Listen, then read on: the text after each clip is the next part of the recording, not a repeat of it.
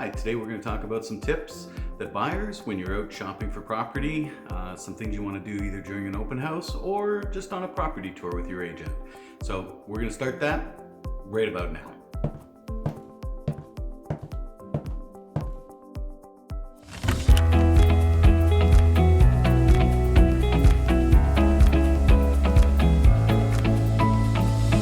Springtime is upon us, and soon enough you're going to be going out and you're going to be having a look at some of the properties you're interested in buying.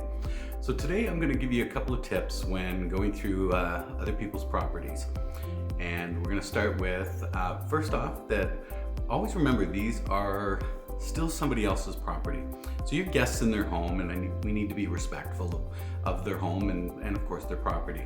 So that's sort of a basic, but that's kind of where we're going to start today.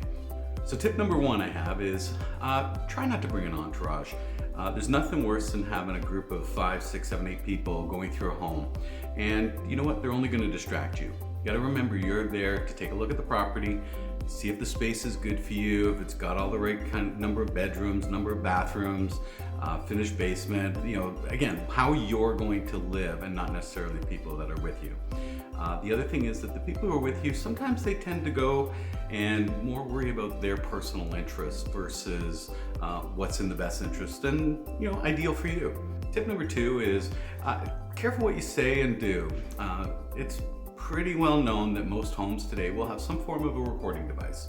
They'll either have one of those Alexa or Google Home, maybe a recording, or they have security cameras in the house.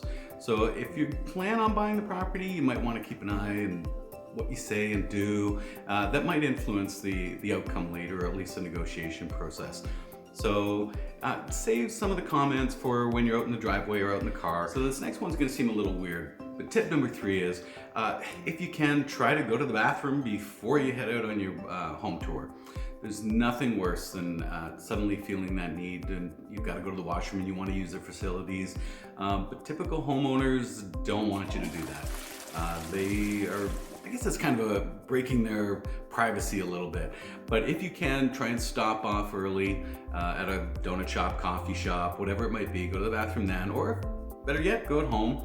But if you really have to, in case of emergency, just remember one thing.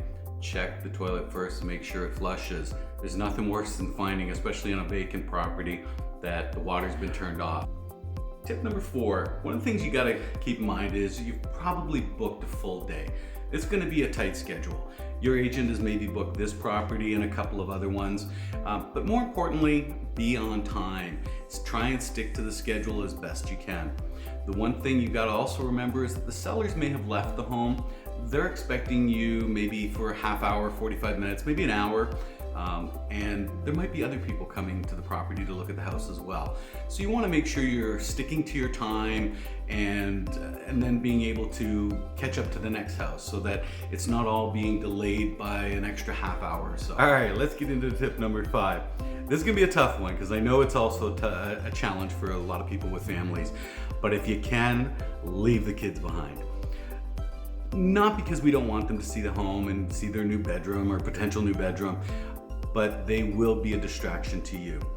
There is nothing worse. I've gone out with clients who are chasing their children around. Have they run down to the basement? Are they upstairs? Are they outside playing on the jungle gym? Whatever it might be. So if you can, leave them at home, leave them with grandma, babysitter, whatever it might be, and focus on the properties and what you're looking for and make sure they're good for you. The last thing you want to do is have them running around.